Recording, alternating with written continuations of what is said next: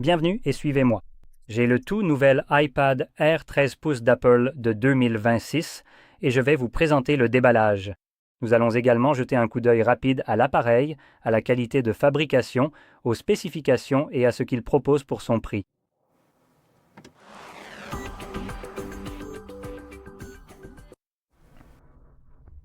Je tiens donc à préciser rapidement que je ne suis sponsorisé ni par Apple ni par qui que ce soit.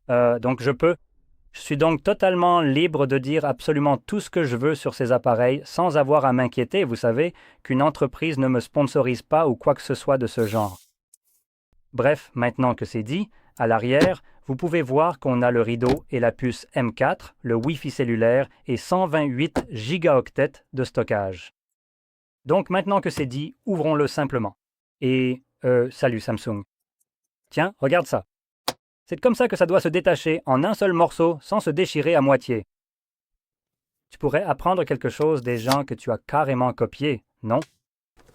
Bref, ouvrons-le et voyons à l'intérieur. Ici, on a notre toute nouvelle tablette. C'est un modèle d'une taille assez imposante. Et en dessous, il n'y a pas de chargeur. Évidemment, je veux dire, c'est Apple, à quoi tu t'attendais? Hein? Et on a un câble type C vers type C pour la recharge.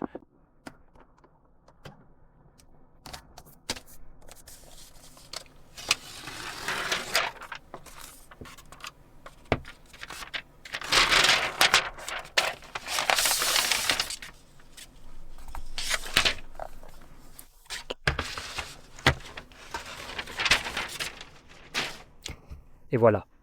Laisse-moi prendre un peu de recul en dézoomant sur l'image, et voilà ce que cela donne maintenant.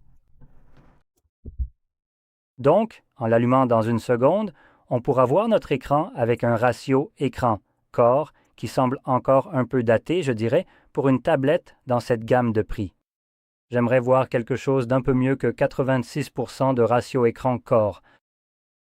On peut clairement voir les bordures maintenant. Maintenant, juste pour vous donner un petit exemple, voici, par exemple, à quoi cela ressemble sur un téléphone. Laissez-moi juste activer le mode clair, ce sera un peu mieux. Donc voici une bordure sur le téléphone qui a déjà des bordures plus larges.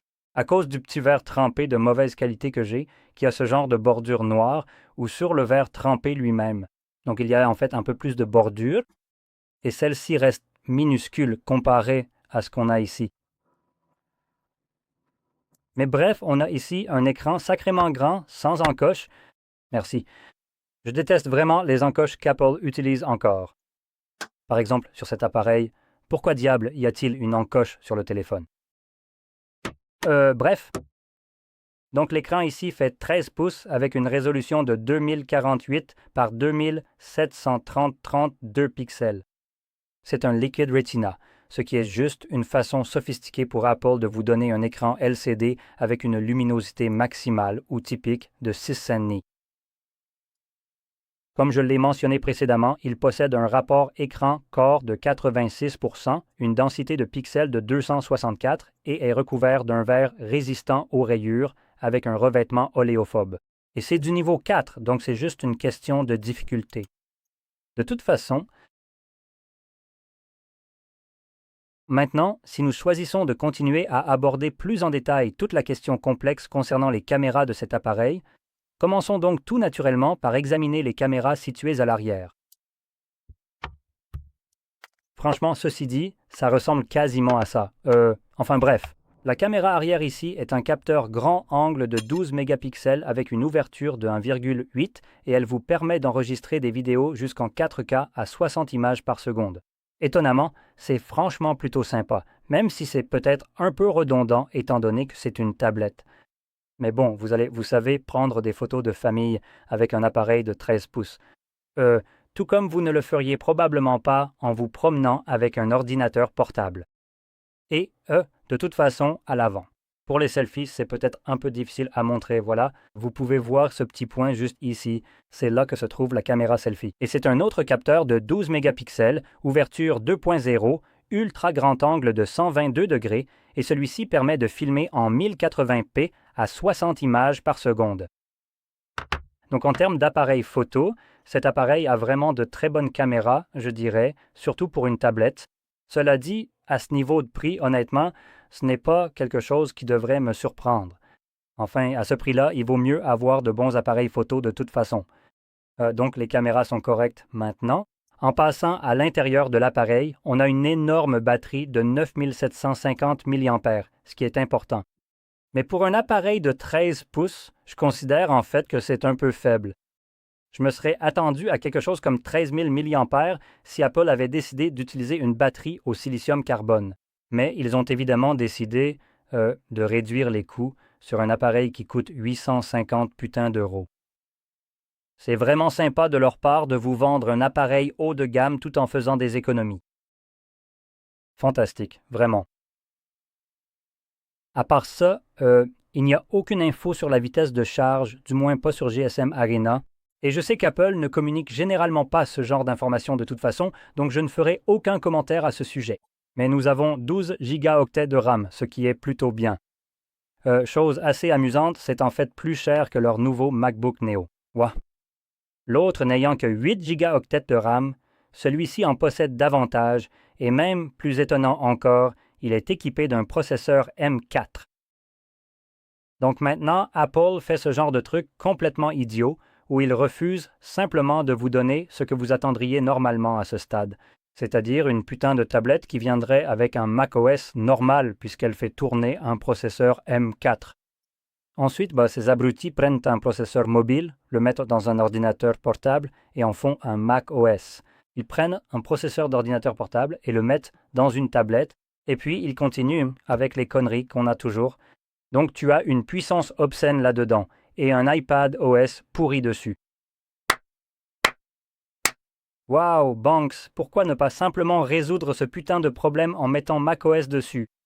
Comme tout le monde le souhaite. Tout comme toi-même, tu parviens à attirer les gens en vendant des articles de ce genre. Il y a une raison pour laquelle il y a un clavier et un trackpad ici, et ce n'est pas pour que je me tape les conneries d'iPadOS. Donc honnêtement, je suis absolument agacé par cette stupidité. Parce que c'est juste Apple qui fait ses conneries habituelles, à essayer de te soutirer le moindre centime pour chaque bout de merde ou de déchet qu'ils décident de changer. Juste pour essayer de te soutirer encore plus de pièces. Oh mon Dieu, ça me fout tellement en rogne.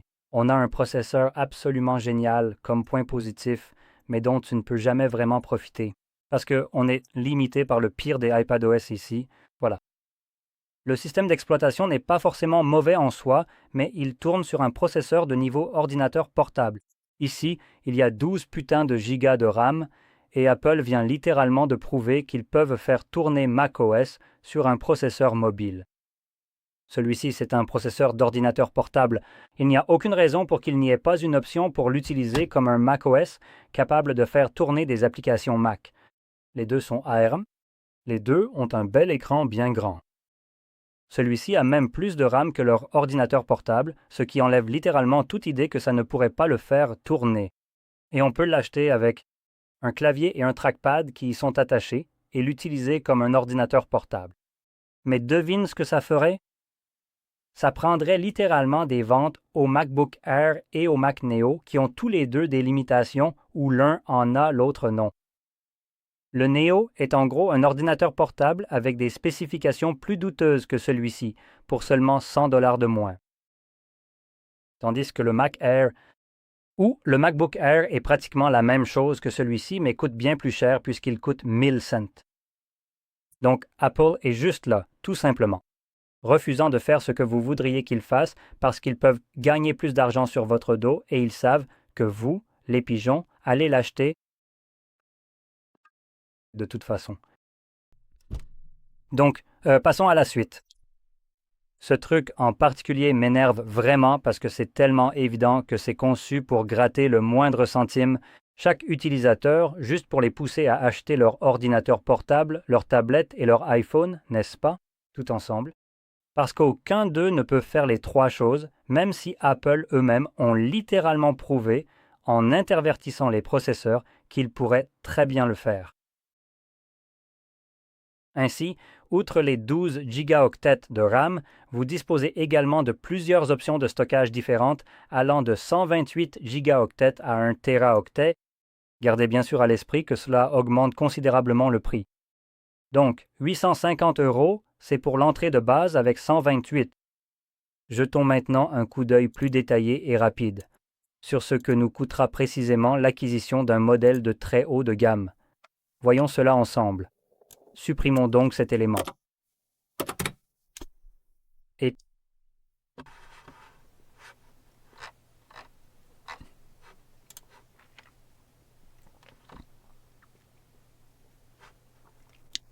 juste une petite correction, une toute petite correction. Sur le site officiel d'Apple, l'iPad Air coûte 799 $. Donc, en résumé, le modèle 13 pouces coûte 799 $. Et sélectionnons celui-ci, utilisons une couleur, peu importe, et nous allons sélectionner un téraoctet. Ça va faire une fortune, 1300 $. Oh wow, d'accord, oh pardon. Ça ne concernait que la version Wi-Fi, celle que j'ai ici, avec cellulaire, et ça va coûter 1450 $ américains. Dollars. Jésus-Christ, wow, tu es fou. Euh, bon, ce n'est pas aussi fou qu'un téléphone Xiaomi de marque Leica qui coûte 2300 $ américains. Dollars. Mais franchement, j'ai du mal à croire qu'Apple soit réellement abordable en ce moment, quand d'autres fabricants vendent un téléphone chinois à presque le double du prix. Waouh, on vit vraiment une époque complètement folle. Euh, donc le processeur est ici et le processeur est excellent. En matière de stockage, vous pouvez opter pour jusqu'à un téraoctet si vous êtes prêt à payer quasiment le double du prix. Et autre chose dont je veux parler. En termes de qualité de fabrication, on a évidemment un boîtier en aluminium. Je vais le retourner pour que je puisse vous le montrer. Voilà. Conception classique avec un peu d'antenne ici et en bas et de petits connecteurs à ressort juste ici également. Pour cela, ceci que j'ai montré et que je vais déballer dans un instant, on distingue également ce qui semble être un microphone. Si je le rapproche vraiment, peut-être que vous pourrez le voir. Donc c'est perforé, même si c'est à peine visible, c'est vraiment minuscule, mais je pense que c'est un microphone. En haut, on retrouve nos haut-parleurs, notre bouton d'alimentation qui fait aussi office de capteur d'empreintes digitales. Ensuite, il n'y a pratiquement rien ici, ou en fait, non, désolé, on a les boutons de volume juste là, en haut ou à côté de la caméra. En bas, un port de charge type C, ainsi que deux grilles de haut-parleurs supplémentaires. Et puis le côté gauche ou le dessous est complètement vide, à part les antennes, évidemment. Donc, c'est tout ce qu'il y a à dire sur la qualité de fabrication. En ce qui concerne le système d'exploitation, on a l'iPad OS 26.3 qui tourne ici. Et oui, c'est à peu près tout maintenant. Donc, pour le prix de cet appareil, honnêtement, ça devient un peu ridicule. Apple fait vraiment n'importe quoi en ce moment en sortant un produit comme le Neo. Pour cibler, j'imagine, les étudiants et leur donner une porte d'entrée dans l'écosystème Apple. Puis, ils proposent l'iPod, qui est juste un peu plus cher, offre de meilleures spécifications, mais qui est une version encore plus stupide d'un ordinateur portable. Parce que, bon, c'est cool, tu as plus de puissance, mais tu es limité à l'iPod OS, ce qui est en soi déjà assez nul. Du moins comparé au macOS lui-même.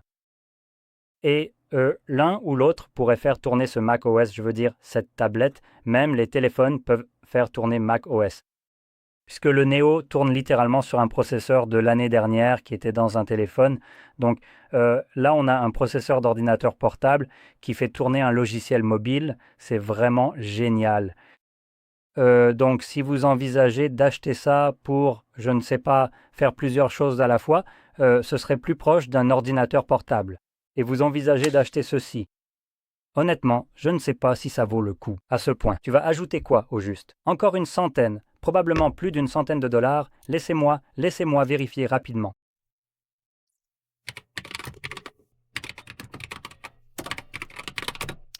Nous examinons.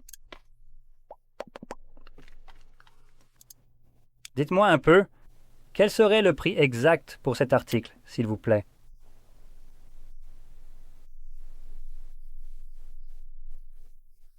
Quoi? Vous vous moquez de moi? Ce clavier coûte 300 putains de dollars?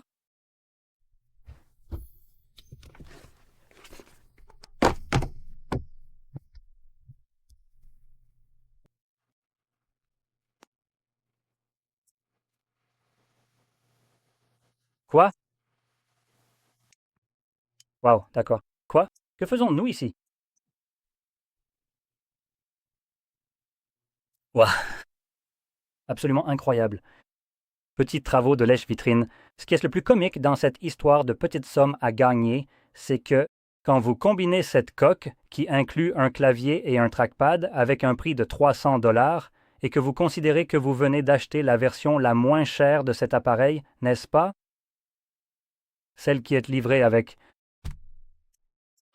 la connectivité SIM, c'est bien ça? Vous vous retrouvez maintenant avec un prix qui est en gros celui d'un MacBook Air. Maintenant, logiquement, si vous achetez ça, non, cette combinaison.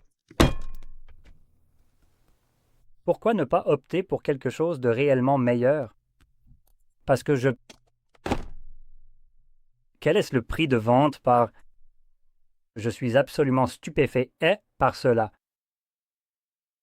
Permettez-moi de vérifier rapidement une chose. Je veux... Ah, bon sang, c'est de la folie. C'est tout simplement insensé. Bon, alors encore plus stupide, juste ici. Donc, si vous optez pour le MacBook Air 13 pouces, c'est bien ça. Cela coûte 1100 dollars, ce qui, comme je l'ai dit, est à peu près le même prix. Cela coûte 800 dollars. Le clavier coûte 300. Donc, au final, c'est le même prix qu'un MacBook. Il y a juste une toute petite différence. Enfin, peut-être pas si petite que ça. Le MacBook est un ordinateur portable qui fonctionne sous macOS. En plus de ça, il a un processeur M5 au lieu d'un M4. Donc, c'est la version plus récente de ce qu'il y a ici. Donc, c'est un peu comme les restes de l'année dernière. On va juste le mettre dans une tablette, d'accord? Et ensuite, on vous fait payer le prix fort, comme pour un ordinateur portable. Donc ça, c'est une chose. En ce qui concerne le GPU, je pense qu'il sera aussi meilleur que ce qu'on a ici, même si techniquement, eh bien, s'ils étaient les mêmes, non?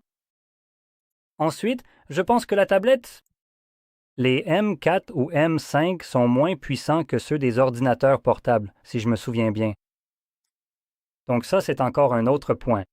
Et une dernière chose que je voulais vérifier, c'est le stockage, qui sera probablement de 256.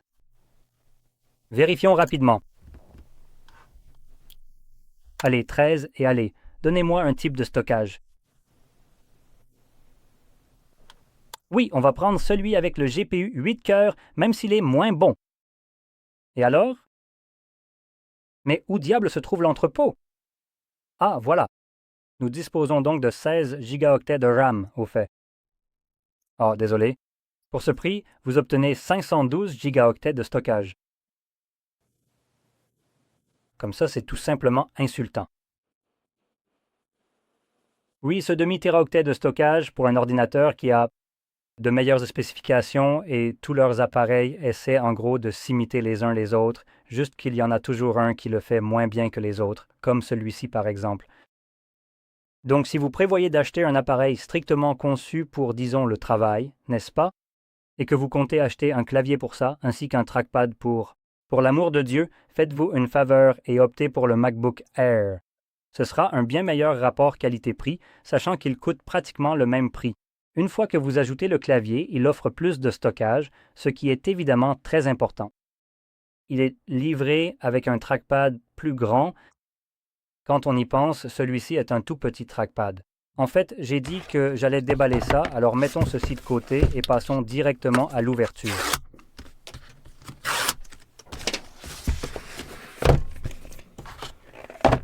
Et voilà, le voici enfin.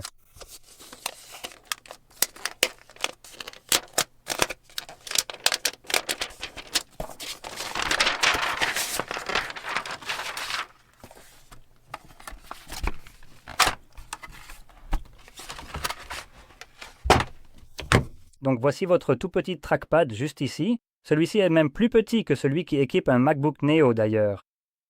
Et voilà, vous pouvez littéralement transformer votre tablette en un soi-disant ordinateur portable, mais sans le système d'exploitation d'un vrai portable. Je dois donc me contenter de ce minuscule trackpad juste ici. Et en gros, vous essayez juste de résoudre un problème qui ne devrait même pas exister. Et vous dépensez autant d'argent pour quelque chose qui aurait pu faire ça. Mieux tout seul. Maintenant, attention, il y a quand même une chose qui sera importante, évidemment, pour certaines personnes. Donc si je retrouve l'autre, ou que j'ai bien pu le faire tomber, ce sera évident. Où est-ce que je l'ai mis, bon sang? Ah, il est juste là, voilà. On a le stylet. Donc si vous faites un travail créatif et que vous voulez un stylet, alors... Ah, ça va être encore 100 $ de plus, je pense, voire même plus. Eh bien alors, voyons voir. Allez, connecte-toi. Bon, il faut que je configure l'appareil pour que ça puisse se connecter, c'est bien ça? Oui, bien sûr, je fais ça très bien, donc je ne vais même pas m'embêter à le connecter, mais ça va encore ajouter un coût supplémentaire. Donc, dans tous les cas, si vous prévoyez de faire un type de travail où vous dessinez ou avez besoin d'un stylet, alors évidemment, le MacBook ne fera pas vraiment l'affaire puisque le MacBook refuse aussi d'ajouter une fonctionnalité que l'on aurait déjà pu attendre, à savoir un écran tactile. Parce que, encore une fois, dès qu'ils ajoutent un écran tactile à leurs MacBooks, cela enlève tout l'intérêt des iPads. Donc, littéralement, ces deux appareils s'accrochent désespérément, refusant d'ajouter ce que l'on s'attendrait à ce qu'ils aient déjà depuis un moment, simplement parce que l'un nuirait aux ventes de l'autre. Dès que l'un d'eux ajoute la fonctionnalité de l'autre, cela rend en quelque sorte l'autre option obsolète. Si celui-ci a macOS, vous n'aurez probablement plus envie d'acheter d'ordinateur portable. Si les MacBooks ont un écran tactile avec support du stylet, alors cela enlève un peu tout l'intérêt d'une tablette. Comme ils sont tous les deux à peu près de la même taille que vous pouvez trouver, à part les plus grands comme les MacBooks de 15 pouces. Mais bref, vous pouvez donc les avoir dans des tailles relativement similaires, avec des caractéristiques techniques relativement proches et à des prix similaires. C'est juste que les deux refusent de faire tout ce que vous attendez d'eux, qu'Apple développe elle-même et refuse d'ajouter à l'un ou à l'autre. Pour en gros ne pas confondre ces deux choses, donc vous devez subir et avoir deux tablettes différentes ou deux appareils différents et dépenser 2 fois plus d'argent pour quelque chose qui est pourtant capable de faire les deux choses en même temps. Je suis plutôt négatif à ce sujet, mais il n'y a vraiment aucune raison d'être positif ici. Maintenant, du moins pas avec l'appareil. Maintenant, la note positive que je voudrais quand même ajouter dans ce cas. Ce clavier folio, ou peu importe comment vous voulez l'appeler, est de très bonne qualité. Mais franchement, on s'y attendrait pour 300 fichus dollars. On s'attendrait même à ce qu'il en fasse un peu plus. Mais je veux quand même lui rendre hommage. J'aime vraiment le design où l'on voit que c'est monté sur ressort juste ici. Donc on peut, vous savez, l'incliner vers l'arrière ou vers l'avant. Et évidemment, il se ferme, la charnière est assez solide aussi, donc c'est plutôt sympa, et une fois fermé, il verrouille l'appareil. Il est aussi assez étonnamment. Si vous arrivez à glisser votre doigt là-dedans, on peut le faire d'une main, ou d'une main. On peut l'ouvrir sans vraiment avoir besoin, vous savez, de coincer ses doigts entre les deux pour maintenir le bas. Ça s'ouvre plutôt bien sans que j'aie besoin de tenir quoi que ce soit. Ça se clipse en place, et la seule fois où ça se soulève, c'est quand j'essaye d'incliner l'écran vers l'arrière. Bref, voilà en gros l'étui ici, et le stylet. Et une chose de plus, le stylet se fixe simplement sur le côté, ce qui fait qu'on peut facilement le perdre. Donc voilà. Maintenant, le tout dernier point essentiel que je souhaiterais aborder avec vous à ce sujet, ce serait simplement de récapituler l'ensemble de ces éléments. C'est un bon appareil, si ce n'était pas pour le prix exorbitant. Et le prix des accessoires comme celui-ci est délirant, 300 $ pour ça, c'est insultant. Et au final, il y aura un groupe spécifique de personnes qui achèteront sûrement ceci avec à la fois le clavier et le stylet, non? Et ce sera probablement des personnes qui font un travail lié aux ordinateurs portables pour lequel ils ont besoin d'un clavier afin de pouvoir l'utiliser. Je n'ai pas envie d'acheter un ordinateur portable puis de faire du travail créatif avec le stylet. Si par exemple, vous n'avez pas besoin de stylet et que vous comptez principalement utiliser le clavier et la souris, autant regarder du côté du MacBook Air. Vous bénéficierez d'une autonomie fantastique, d'un appareil meilleur et plus rapide avec accès à des applications plus complètes. Soyons honnêtes, ce sont les mêmes applications que vous pouvez avoir sur iPadOS qui seraient aussi sur macOS. Celles qui sont sur macOS sont beaucoup plus, peut-être pas plus complètes, mais elles sont bien plus approfondies. Elles sont conçues pour un ordinateur. Donc celles-ci seront un peu plus limitées. Et vous utilisez toujours principalement, enfin c'est macOS, ou celle-ci c'est iPadOS, donc c'est surtout conçu pour les interactions tactiles, n'est-ce pas? Donc cela va enlever un peu de la richesse d'utilisation dans un scénario basé sur le clavier et la souris. Cela fonctionne quand même plutôt bien avec, soyons honnêtes, ça a été en partie conçu pour ça. Mais je peux vous garantir que votre MacBook fonctionnera évidemment mieux avec le trackpad qu'un iPad. Et comme je l'ai mentionné, donc votre flux de travail et ce que vous prévoyez de faire avec l'un ou l'autre dépendra de l'appareil.